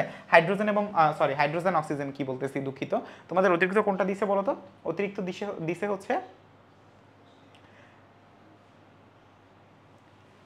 আচ্ছা তোমার হচ্ছে এটার আগে তুমি একটা কাজ করো, এটার আগে তুমি একটা হচ্ছে এই যে ম্যাগনেসিয়াম আর পটাশিয়াম আছে না, তুমি হচ্ছে এটা অ্যাড করে দাও। এই যে দেখো আমি তোমাকে দেখাই, হচ্ছে যে ম্যাগনেসিয়ামকে তোমার হচ্ছে এই যে ক্যাফেটার নাম হচ্ছে মনে করো ম্যাগনেসিয়ামকে, ঠিক আছে? তো এই ম্যাগনেসিয়ামকে ক্যাফে ফর নাইস চপস, তার মানে হচ্ছে তোমার কিন্তু 10টা হয়ে গেল। খুব সিম্পল, খুবই সহজ। তাহলে ম্যাক্রোনিউট্রিয়েন্ট তোমার হচ্ছে কয়টা? 10টা। আর মাইক্রোনিউট্রিয়েন্ট কয়টা? মাইক্রোনিউট্রিয়েন্ট হচ্ছে আমাদের 6টা। সো এই কয়টা বাদে বাকি যেগুলো আসবে অপশনে, সেটাই হচ্ছে আমাদের মাইক্রোনিউট্রিয়েন্ট, ঠিক আছে? আচ্ছা, এরপর দেখো পুষ্টি উপাদানের উৎস নাইট্রোজেন, এগুলা থেকে আমাদের জাস্ট এতটুকুই লাগবে যে নাইট্রোজেনের আসলে কাজটা কি। দেখো যে নাইট্রোজেন কি করে, নাইট্রোজেনের অভাব হলে ক্লোরোফিল সৃষ্টি ব্যাহত হয়, আর ক্লোরোফিল সৃষ্টি ব্যাহত হলে খাদ্য প্রস্তুত বাধাপ্রাপ্ত হয়, এতটুকু পূর্বা। তারপর দেখো আমাদের হচ্ছে ম্যাগনেসিয়াম কি করে? ম্যাগনেসিয়াম হচ্ছে ক্লোরোফিল অণু সৃষ্টির জন্য একটা গুরুত্বপূর্ণ উপাদান, সো অবভিয়াসলি আমাদের এটা লাগবে, ঠিক আছে? আচ্ছা, তারপর দেখো মানে তোমাকে জাস্ট পড়তে হবে যে অভাব হলে কি হয়, অভাব হলে যেটা হয় সেটাই হচ্ছে তার গুরুত্ব, ঠিক আছে? আচ্ছা, তারপর দেখো পটাশিয়াম কি করে? পটাশিয়াম হচ্ছে মূল, ফুল এবং ফল উৎপাদন ও বর্ধনে হচ্ছে সাহায্য করে, ঠিক আছে? আচ্ছা, ফসফরাস কি করে? যে ফসফরাসের যদি হচ্ছে কোনো কারণে যদি হচ্ছে এটার মানে ডেফিসিয়েন্সি ক্রিয়েট হয়, সেক্ষেত্রে কি হবে? সেক্ষেত্রে হচ্ছে ফসফরাস কিন্তু তোমার হচ্ছে পাতায় একটা হলুদ ভাব সৃষ্টি করবে, এবং একই সাথে উদ্ভিদের যে মূল বৃদ্ধি, এই মূল বৃদ্ধির জন্য কিন্তু ফসফরাস অত্যন্ত প্রয়োজনীয় উপাদান, ঠিক আছে? আচ্ছা, তারপরে আয়রন, তারপরে ম্যাঙ্গানিজ, তোমার কপার, বোরন, মলিবডেনাম, এগুলো তোমরা হচ্ছে এটার সাথে একবার করে দেখে নেবে। তার মানে আমি তোমাদেরকে বোঝাতে যাচ্ছি যে এখান থেকে তোমার আসলে ঠিক কতটুকু পড়তে হবে। আচ্ছা গেল। এরপরে দেখো এই যে অভাবজনিত রোগ, যে কথাটা তোমাকে বারবার বলতেছিলাম, যে নাইট্রোজেন, পাতা হলুদ হয়ে যাওয়ার প্রক্রিয়াকে আমরা বলি হচ্ছে ক্লোরোসিস। তো নাইট্রোজেনের অভাব হলে ক্লোরোফিল সৃষ্টিতে বিঘ্ন ঘটে এবং তখন কি পাতার সবুজ রং হালকা হতে হতে একসময় হলুদ হয়ে যায়। সো এইটা পড়বা। তারপর দেখো ফসফরাসের ক্ষেত্রে যেটা বলতে চাচ্ছিলাম, যে আমাদের কি, যে ওইটা অভাব হলে পাতাটা বেগুনি হয়ে যায়, ঠিক আছে, এটা অভাব হলে কি হয়, পাতা বেগুনি হয়ে যায়। আবার পটাশিয়ামের ক্ষেত্রে কি হয়, মৃত অঞ্চল সৃষ্টি হয়, ঠিক আছে, আমাদের পাতার শীর্ষ এবং কিনারায় মৃত অঞ্চলের সৃষ্টি হয়, ঠিক আছে। আচ্ছা, তারপরে ক্যালসিয়ামের ক্ষেত্রে দেখো, যে ক্যালসিয়ামের ক্ষেত্রে কি হয়, ক্যালসিয়ামের ক্ষেত্রে পাতা কুঁকড়ে যায়, ফুল ফোটার সময় উদ্ভিদের কাণ্ড শুকিয়ে যায় এবং উদ্ভিদ হঠাৎ নেতিয়ে পড়ে। ম্যাগনেসিয়ামের ক্ষেত্রে কি, যেহেতু ক্লোরোফিল ম্যাগনেসিয়ামের অভাবে মানে শোষিত হওয়া পসিবল না, সো আমাদের কিন্তু কি হবে, আমাদের কিন্তু এখানেও কি হবে, সালোক সংশ্লেষণের হারটা কমে যাবে এবং একই সাথে ক্লোরোসিস হবে। তারপরে দেখো আয়রন আমাদের জন্য প্রয়োজন, ওদের জন্য প্রয়োজন। সো ওরা যদি হচ্ছে পর্যাপ্ত পরিমাণে আয়রন না পায়, আমরা কিন্তু সাধারণত সার হিসেবে আয়রন দিয়ে থাকি বেশি, তখন কিন্তু ওদের কি হবে, কাণ্ড দুর্বল এবং ছোট হয়ে যাবে। তারপরে দেখো সালফার আছে, সালফার হচ্ছে আমাদের কি, সালফারের ব্যাপারটা কি, যে সালফার উদ্ভিদের বিভিন্ন প্রোটিন, হরমোন, ভিটামিনের গাঠনিক উপাদানই নয়, একই সাথে এটা কি পানির সমতা রক্ষা করে এবং এটার সময় যদি আমাদের পর্যাপ্ত না হয় তাহলে হচ্ছে কিন্তু আমাদের কি হবে, ক্লোরোসিস হবে, ঠিক আছে। আচ্ছা, তারপরে দেখো বোরনের প্রয়োজনীয়তা আছে। এরপর দেখো আমাদের প্রাণীর খাদ্য ও পুষ্টি, এখান থেকে আমরা হচ্ছে যে জিনিসটা দেখব এটা হচ্ছে খুব গুরুত্বপূর্ণ। আমরা এখান থেকে যে জিনিসটা দেখার চেষ্টা করব সেটা হচ্ছে যে আমাদের এই যে তোমার খাদ্য উপাদান, এটা অনুযায়ী আমরা হচ্ছে তিনটা ভাগে ভাগ করি। কি কি বলতো, আমিষ, শর্করা এবং স্নেহ ও চর্বি জাতীয় খাদ্য। এখন আমিষ কি করে, আমিষ হচ্ছে দেহের যে বৃদ্ধি সাধন এবং ক্ষয়পূরণ করে থাকে, ঠিক আছে। আচ্ছা, শর্করা কি করে, দেহে যে শক্তি উৎপাদন এটাতে সহায়তা করে। আর স্নেহ এবং চর্বি জাতীয় খাবার, যেটা একই কথা, বা লিপিড যেটা, সেটা হচ্ছে দেহের তাপ এবং শক্তি উৎপাদনে সাহায্য করে, ঠিক আছে। তাহলে আমাদের মূলত এই তিনটা খাদ্য উপাদান, আমাদের যে সুষম খাদ্য আছে বা সুষম খাদ্যের যে আমরা প্রকারভেদ দেখি, তো এই প্রকারভেদে হচ্ছে আমাদের 6টা প্রধানতম উপাদান লাগে। তো এই প্রধানতম উপাদানের মধ্যে 3টে উপাদান আমাদেরকে পরিপাক করতে হয়। তো সেই 3টে উপাদান হচ্ছে আমিষ, শর্করা, স্নেহ এবং চর্বি জাতীয় খাদ্য, ঠিক আছে। এছাড়াও আমাদের খাদ্যপ্রাণ বা ভিটামিন, তারপরে হচ্ছে আমাদের খনিজ লবণ, পানি, এগুলো হচ্ছে কি আমাদের শরীরের জন্য প্রয়োজনীয়, কিন্তু এগুলোকে কি পরিপাক করতে হয় না, ঠিক আছে। আচ্ছা, সো এগুলো পড়বা, যে আমাদের টোটাল কয়টা খাদ্য উপাদান প্রয়োজন, 6টা, তার মধ্যে কয়টা পরিপাক করতে হয় বা আমাদের হচ্ছে পরিপাকের প্রয়োজন, সেটা হচ্ছে 3টা। কোন 3টা, এই 3টা, আমিষ, শর্করা, স্নেহ, ঠিক আছে। আচ্ছা, এরপর দেখো আমাদের আমিষ ব্যাপারটা কি, আমিষ এর উৎস কোথায়, আমিষ হচ্ছে উৎস অনুযায়ী কত ধরনের, যেমন হচ্ছে প্রাণীজ আমিষ এবং তোমার হচ্ছে উদ্ভিজ্জ আমিষ। তোমাকে কিন্তু ডিরেক্ট প্রশ্ন দিয়ে দিবে যে নিচের কোনটি হচ্ছে তোমার প্রাণীজ আমিষ। প্রাণীজ আমিষ মানে কি, যেগুলো হচ্ছে তুমি প্রাণী থেকে পেতে পারো, যেগুলো কি তুমি প্রাণী থেকে পেতে পারো। আর উদ্ভিজ্জ আমিষ কোনগুলো, যেগুলো হচ্ছে তুমি উদ্ভিদ থেকে পাবা, ঠিক আছে। এই ব্যাপারগুলো হচ্ছে এখানে লেখা আছে, এগুলো তোমরা দেখবা, এই যে প্রাণীজ আমিষ এবং হচ্ছে উদ্ভিজ্জ আমিষ, ঠিক আছে।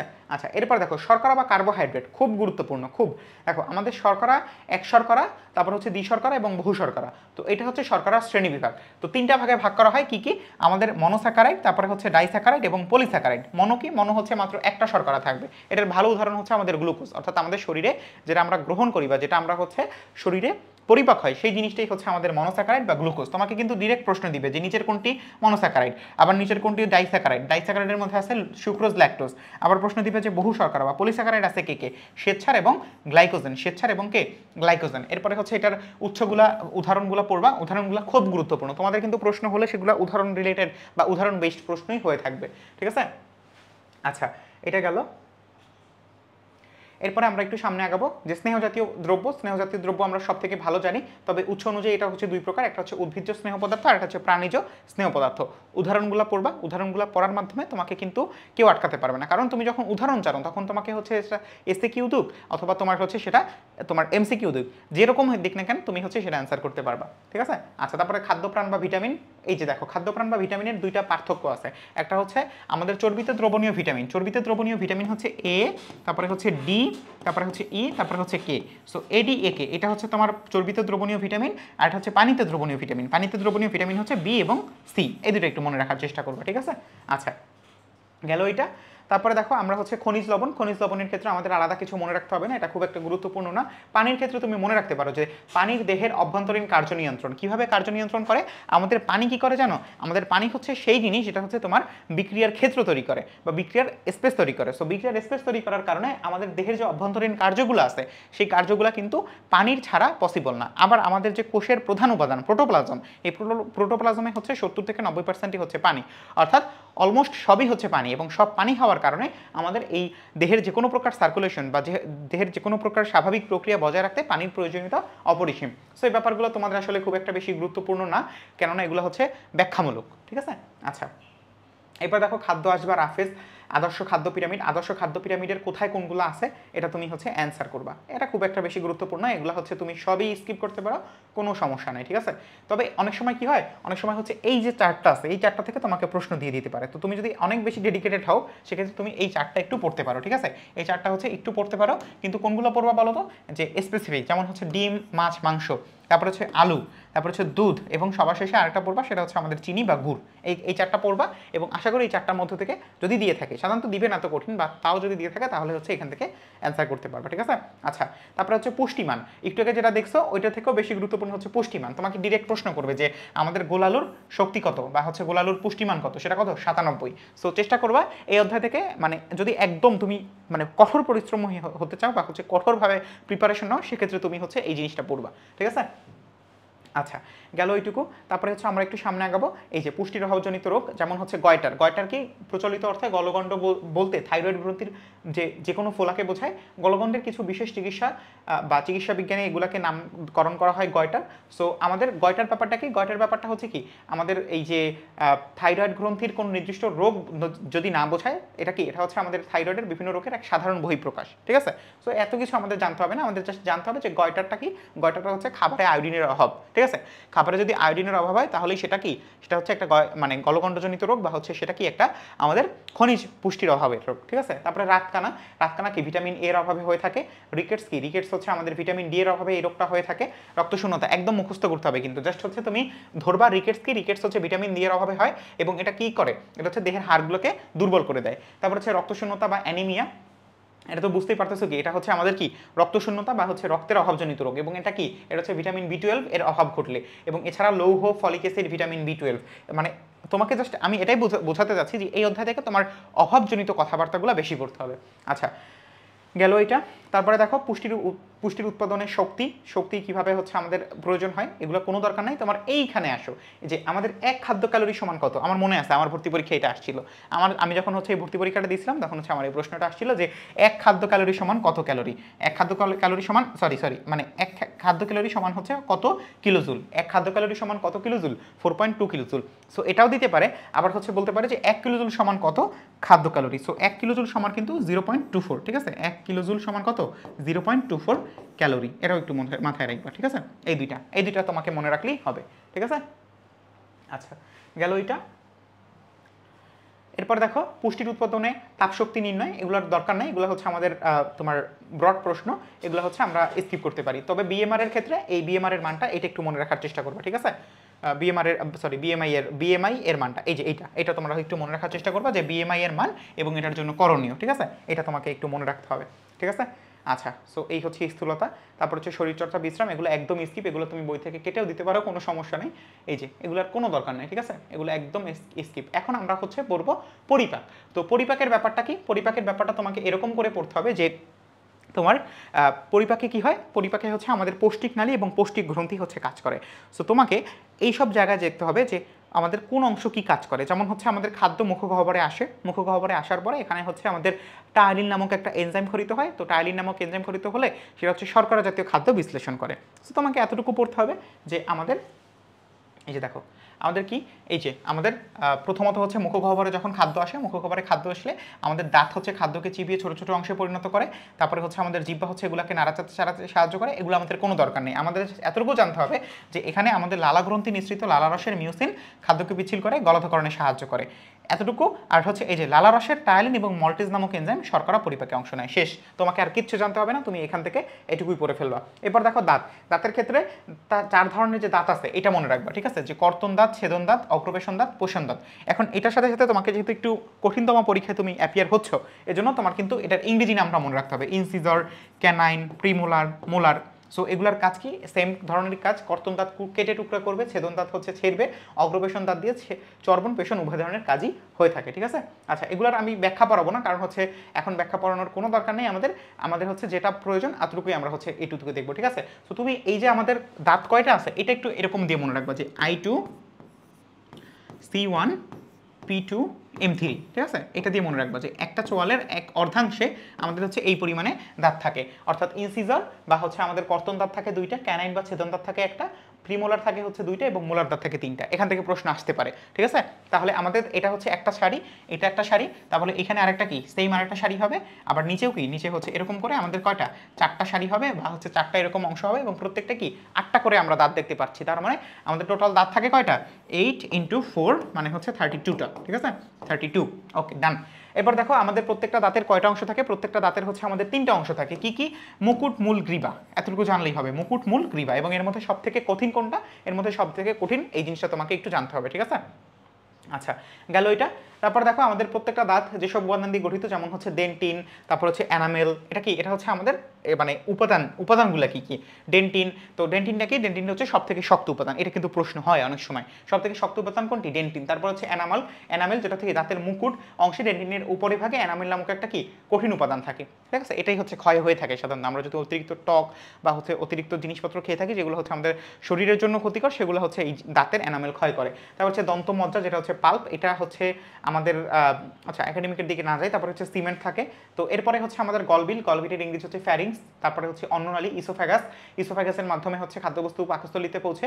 তারপরে হচ্ছে এখন দেখো পাকস্থলী এইখানে আসবে, আমাদের প্রয়োজন হবে যে পাকস্থলী কি করে। পাকস্থলীর হচ্ছে গ্যাস্ট্রিক গ্রন্থি থাকে, ঠিক আছে? পাকস্থলীতে গ্যাস্ট্রিক গ্রন্থি থাকে। সো এটার রসটা কি করে? খাদ্য পরিপাকে সহায়তা করে, ঠিক আছে? আচ্ছা, এবার দেখো অন্ত্র কি? অন্ত্র হচ্ছে একটা লম্বা প্যাঁচানো নালী। অন্ত্র হচ্ছে 2টা প্রধান অংশে বিভক্ত, একটা হচ্ছে ক্ষুদ্রান্ত্র এবং একটা হচ্ছে কি বৃহদন্ত। এখন ক্ষুদ্রান্ত্রের কয়টা? 26 দিয়ে। এখন ক্ষুদ্রান্ত্রের হচ্ছে তোমার অংশ কয়টা? ক্ষুদ্রান্ত্রের অংশ 3টা। কি কি? ডিউডেনাম, জেজুনাম এবং ইলিয়াম। তো তোমরা এটা মনে রাখবা কিভাবে জানো? ডিজে ইলিয়াস, ঠিক আছে? ডিজে ইলিয়াসের নাম থেকে তোমরা হচ্ছে মনে রাখবা যে আমাদের ডিজে ইলিয়াস কি করছে? ডিজে ইলিয়াসের হচ্ছে যেই ক্ষুদ্রান্ত্র আছে তার মধ্যে 3টা অংশ। কি কি? আমাদের ডিউডেনাম, জেজুনাম এবং ইলিয়াম, ঠিক আছে? আচ্ছা, সো এই হচ্ছে মোটামুটি বিষয়। এবং এখানে একটা ভিলাস, তোমাকে কিন্তু প্রশ্ন ডিরেক্ট করতে পারে যে ভিলাস কাকে বলে? ভিলাস কাকে বলে? যে ক্ষুদ্রান্ত্রের গায়ে আন্তরিক গ্রন্থিও থাকে, কিন্তু ক্ষুদ্রান্ত্রের অন্তঃপ্রাচীরে আঙুলের মতো যে প্রক্ষেপিত অংশ সেটাকে আমরা বলি হচ্ছে ভিলাস। সো ভিলাস হচ্ছে খাদ্যের শোষণ ঘটায়। ভিলাসটাকে তোমাকে যদি একটু দেখাতে চাই, ঠিক আছে? ভিলাসটা হচ্ছে অনেকটা এরকম, ঠিক আছে? আঙুলের মতো প্রক্ষেপিত না, এই যে আমাদের আঙুলের মতো প্রক্ষেপিত।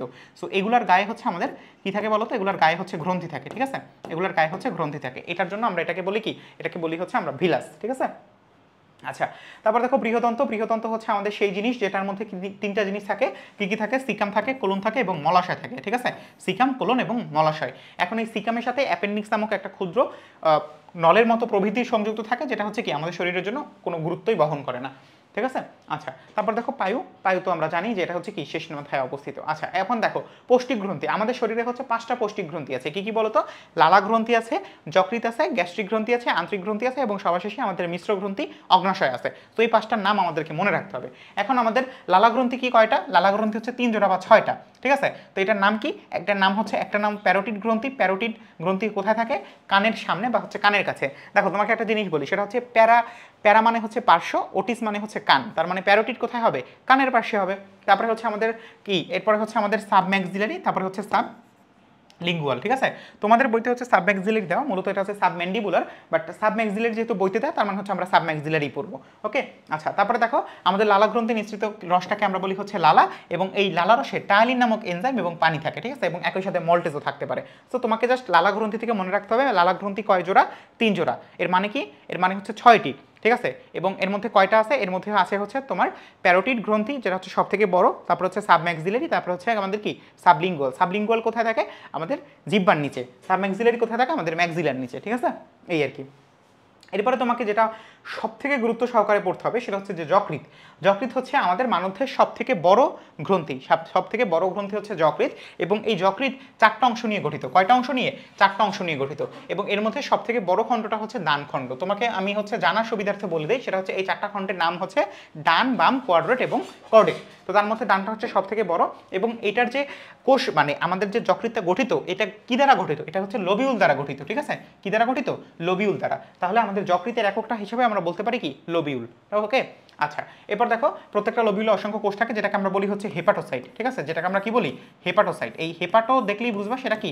এটা হচ্ছে আমাদের যকৃৎ নিয়ে কথাবার্তা বলছে, ঠিক আছে? যকৃৎ নিয়ে কথাবার্তা বলছে। আচ্ছা, এবার দেখো যকৃতে বিভিন্ন রকমের রাসায়নিক ক্রিয়া বিক্রিয়া ঘটে, তাই একে রসায়ন গবেষণাগার বলা হয়। তো তোমার কিন্তু ডিরেক্ট প্রশ্ন দিবে যে নিচের কোনটি মানবদেহের জৈব রসায়নাগার বা নিচের কোনটি হচ্ছে মানবদেহের রসায়ন গবেষণাগার। তোমাকে কিন্তু অ্যান্সার করতে হবে কাকে? যকৃৎকে। ঠিক আছে।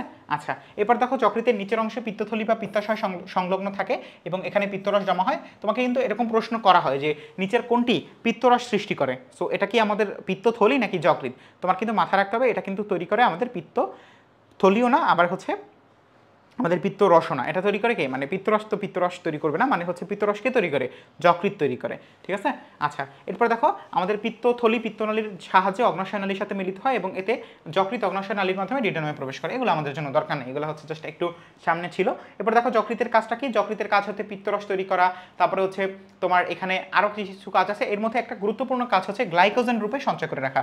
তুমি তোমার শরীরে যেই পরিমাণে গ্লুকোজ প্রয়োজন এর অতিরিক্ত খাবার যদি তুমি খেয়ে থাকো, অতিরিক্ত কার্বোহাইড্রেট যদি তুমি খেয়ে থাকো, তখন আমাদের একটা হরমোন আছে ইনসুলিন হরমোন, সে কি করে, সে হচ্ছে অতিরিক্ত যে গ্লুকোজটা আছে এই গ্লুকোজটাকে সে হচ্ছে সংবন্ধন করে গ্লাইকোজেন রূপে জমা রাখে। তখন মনে করো তুমি এরপর তুমি যদি হচ্ছে অতিরিক্ত মানে খাওয়া বন্ধ করে দিয়ে তুমি যদি হচ্ছে না খেয়ে থাকো, তখন হচ্ছে ওই গ্লাইকোজেন বা হচ্ছে ওই ফ্যাটগুলা, ফ্যাট না মানে হচ্ছে ওই গ্লাইকোজেনগুলো তোমার শরীরে শক্তি দিয়ে থাকে। ঠিক আছে।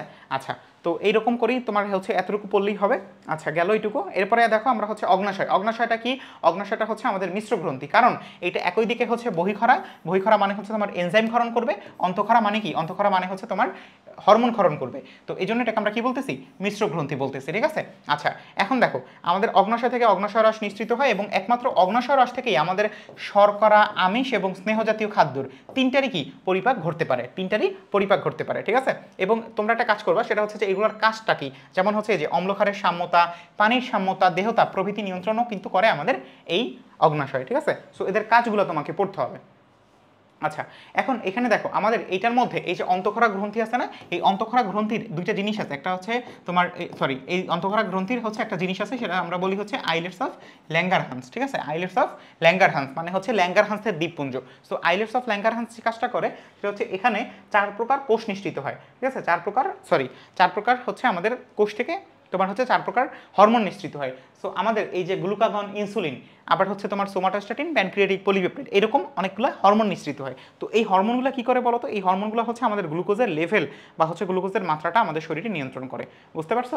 আচ্ছা, তাহলে গ্লুকাগন এবং ইনসুলিন হরমোন কে করে, অগ্নাশয় করে। ঠিক আছে। কার মাধ্যমে করে, তার অন্তঃক্ষরা গ্রন্থির মাধ্যমে। ঠিক আছে। আচ্ছা, এবার দেখো গ্যাস্ট্রিক গ্রন্থি। গ্যাস্ট্রিক গ্রন্থি কি, পাকস্থলীর প্রাচীরে থাকে এবং এটা থেকে নিঃসৃত যে রসটা সেটাকে আমরা বলি হচ্ছে পাচক রস। কি বলি, পাচক রস বা প্রাকরস, পাচক রস বা প্রাক রস। এবং এই গ্রন্থি থেকে নিঃসৃত রসগুলা কি আমরা গ্যাস্ট্রিক রস বা পাচক রস বলি। তারপরে দেখো আমাদের হচ্ছে আন্ত্রিক গ্রন্থি, এই যে ক্ষুদ্রান্ত্রের প্রাচীরের ভিলাইয়ে আন্ত্রিক গ্রন্থি থাকে এবং এই গ্রন্থি থেকে নিঃসৃত রসের নাম হচ্ছে আন্ত্রিক রস। ঠিক আছে।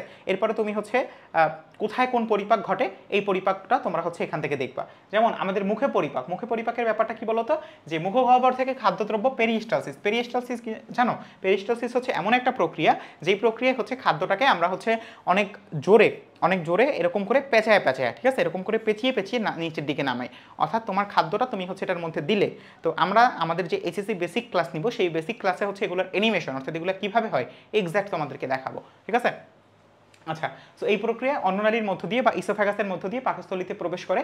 তারপরে হচ্ছে আমাদের এখানে এই যে টায়ারিন বা স্যালাইভারি অ্যামাইলেজ নামক উৎসেচক কী করে, আমাদের শর্করা জাতীয় খাদ্য পরিপাক করে। এবং এটার মধ্যে কিন্তু কোনো প্রকার আমিষ বা স্নেহ জাতীয় খাদ্যের পরিবর্তন হয় না, কারণ কি এখানে কোনো প্রকার কি থাকে না, আমিষ বা স্নেহ জাতীয় খাদ্য পরিপাকের জন্য এনজাইম থাকে না। তারপরে পাকস্থলীতে পরিপাক, এটার জন্য হচ্ছে আমাদের হাইড্রোক্লোরিক অ্যাসিড, এটা কি করে জানো, এটা হচ্ছে আমাদের যে নিষ্ক্রিয় পেপসিনোজেন, এই নিষ্ক্রিয় পেপসিনোজেনকে সক্রিয় করে এবং সক্রিয় করার মাধ্যমে আমাদের এখানে কি হয়, আমাদের পেপসিন এনজাইম পরিণত হয় এবং এই পেপসিন এনজাইমটা আমিষকে পলিপেপটাইডে পরিণত করে। এখন তুমি বলতে পারো যে আমাদের আমিষ তো হচ্ছে অ্যামিনো অ্যাসিডে পরিণত হওয়ার কথা, সে পলিপেপটাইডে কেন পরিণত হয়, কারণ আমাদের পাকস্থলীতে এটার আংশিক পরিপাক ঘটে, পরবর্তীতে আমাদের ক্ষুদ্রান্ত্র কিংবা বৃহদন্ত্রে গিয়ে এটা সম্পূর্ণ পরিপাক হবে। ঠিক আছে। আচ্ছা, তো এই যে দেখো এই যে আমাদের এই ব্যাপারটা গেল। এবং আমাদের পাকস্থলীতে খাদ্যটা যেই তোমার পরিপাক হচ্ছে বা পরিপাক হওয়ার এই প্রক্রিয়াটাকে আমরা বলি হচ্ছে যে পরিপাক হওয়ার প্রক্রিয়া না, মানে পরিপাক হওয়ার পর এই ব্যাপারটাকে আমরা বলি হচ্ছে পাকমণ্ড বা কাইম। কি বলি, পাকমণ্ড বা কাইম। এবং এই মন্ড কি অনেকটা সুপের মতো এবং কপাটিকা ভেদ করে ক্ষুদ্রান্ত্রে প্রবেশ করে। ঠিক আছে। আচ্ছা, গেল এটা। এরপরে হচ্ছে ক্ষুদ্রান্ত্রের পরিপাকটা একটু লক্ষ্য করো। ক্ষুদ্রান্ত্রের পরিপাক, যে ক্ষুদ্রান্ত্রের পরিপাক নিয়ে তোমাকে হচ্ছে খুব একটা বেশি করতে হবে না, জাস্ট এতটুকু মাথায় রাখো যে এখানে স্নেহ পদার্থ হচ্ছে আমাদের কি হয়, ফ্যাটি অ্যাসিড এবং গ্লিসারলে পরিণত হয়। এবং ওই যে আমরা একটু আগে যে পলিপেপটাইড সৃষ্টি করছি না, ওইটার উপর এখন কাজ করবে ট্রিপসিন। এই ট্রিপসিন আবার হচ্ছে অগ্নাশয় রস থেকে আসছে, তো এই ট্রিপসিনটা হচ্ছে অ্যামাইনো অ্যাসিড এবং ওই যে সরল পেপটাইডে পরিণত করবে, এটাই হচ্ছে আমাদের লক্ষ্য ছিল। ঠিক আছে। আচ্ছা, আবার দেখো স্বেচ্ছার বা হচ্ছে আমাদের এস্টার্স, এটা হচ্ছে অ্যামাইলেস এর মাধ্যমে গ্লুকোজে পরিণত হবে। কার্বোহাইড্রেটকে নিয়ে প্যারা নেই তোমার। ঠিক আছে। তারপর হচ্ছে এখানে শোষণ আছে। তো শোষণের ক্ষেত্রে তোমাকে একটা জিনিস মাথায় রাখতে হবে, সেটা হচ্ছে যে শোষণের ক্ষেত্রে আমাদের এই যে দেখো যে ভিলাই তো বললাম যে একবচনে ভিলাস বলে। আচ্ছা, সো এখন ধরো আচ্ছা তোমাদের হচ্ছে মানে স্পেসিফিক কিছু নাই এখানে, যেমন হচ্ছে আমাদের একটা এক্সট্রা জিনিস ছিল যে কাইলোমাইক্রন টাইপ জিনিসপত্র ছিল, এগুলো যেহেতু নাই আমরা হচ্ছে এটা স্কিপ করবো, ঠিক আছে। আচ্ছা, তো এবং সবার শেষে হচ্ছে তোমার এই আত্তীকরণ ব্যাপারটা কি জানো? আত্তীকরণ ব্যাপারটা হচ্ছে আমাদের এই যে তোমার মনে করো রক্তনালীতে হচ্ছে খাদ্যটা হচ্ছে শোষণ হয়, রক্তনালীতে খাদ্যটা শোষণ হয়, কিন্তু এটা এখন আমাদের কোষে যেতে হবে। মানে এই যে আমাদের কোষ, এই যে কোষের মধ্যে গেল না, তো এই কোষের মধ্যে যাওয়ার ফলে আমাদের কি শক্তি পেলাম না, তো এই যে শক্তি পাওয়া এই ব্যাপারটাই হচ্ছে কি আমাদের আত্তীকরণ, মানে হচ্ছে এখানে এটিপি উৎপন্ন হওয়া বা এটিপি সৃষ্টি হওয়া। এটাই আর কি, ঠিক আছে। এটিপিটা নিয়ে নেওয়া। দেখো এই যে আমাদের হচ্ছে এনজাইমের সহযোগিতায় জটিল খাদ্য উপাদানে পরিণত হয়, কোষের প্রোটোপ্লাজম নিঃসৃত এনজাইমের সহযোগিতায় সরল খাদ্য জটিল খাদ্য উপাদানে পরিণত হয়। আচ্ছা, সো প্রোটোপ্লাজম কোষের ক্ষয়পূরণ এবং গঠনে সহায়তা করে, তার ফলে দেহের বৃদ্ধি করে। অর্থাৎ এখানে আত্তীকরণের ফলে কি হয়? আত্তীকরণের ফলে এটা হচ্ছে একটা গঠনমূলক বা উপচিতি প্রক্রিয়া। তোমাদেরকে একটা জিনিস শেখাই, সেটা হচ্ছে আমাদের দুইটা প্রক্রিয়া আছে, একটা হচ্ছে উপচিতি, আরটা হচ্ছে অপচিতি। ওকে, একটা হচ্ছে উপচিতি আর একটা হচ্ছে অপচিতি। এখন উপচিতি আর অপচিতি কি? অপচিতি হচ্ছে তুমি যখন কোনো কিছু অপচয় করা মানে কি? তুমি কোনো একটা কিছুকে ভেঙে ফেললা, তো অপচিতি হচ্ছে সেই অপচয় জিনিস যেখানে তুমি কি বড় একটা জিনিসকে ভেঙে ছোট ছোট টুকরায় পরিণত করো, সেটাকে আমরা বলি হচ্ছে অপচিতি। আর উপচিতি হচ্ছে তুমি মনে করো কারোকে উপকার করলা, কারো দুইটা ভাঙা বস্তুকে তুমি হচ্ছে জোড়া লাগিয়ে দিলা, সেটাকে আমরা বলি হচ্ছে উপচিতি। তাহলে উপচিতি হচ্ছে সেই জিনিস যেটা কি, সেটা হচ্ছে আমাদের এই তোমার আত্তীকরণের ক্ষেত্রে আমরা দেখতে পাই, ঠিক আছে। আচ্ছা, তারপরে হচ্ছে আন্তরিক সমস্যা, এগুলো তোমাদেরকে দেখতে হবে না, এগুলো তোমরা হচ্ছে একদম ডিরেক্ট স্কিপ করতে পারো। এগুলো হচ্ছে আমাদের হচ্ছে এক্সট্রাই, এগুলো তোমাদেরকে কখনোই দিবে না, ঠিক আছে। সো এগুলো হচ্ছে স্কিপ করে যাও। তো এটুকুর মাধ্যমেই হচ্ছে আমাদের এই মানে অধ্যায়টা এখান থেকেই সমাপ্ত হলো। তো তোমাদের ক্ষেত্রে টাস্ক যেটা হচ্ছে সেটা হচ্ছে এখান থেকে যে প্রশ্ন হবে সেই প্রশ্নগুলো হচ্ছে আমাদের যেই অ্যাপ আছে এই অ্যাপে অবশ্যই পরীক্ষা দিবা, এবং এই পরীক্ষা দেওয়ার মাধ্যমে নিজেকে আসলে যাচাই করবে যে এইটুকুতে তুমি আসলে কতটা এগিয়ে গেলা, ঠিক আছে। সবাইকে অনেক অনেক ধন্যবাদ ক্লাসটা এতক্ষণ পর্যন্ত করার জন্য। আসসালামু আলাইকুম।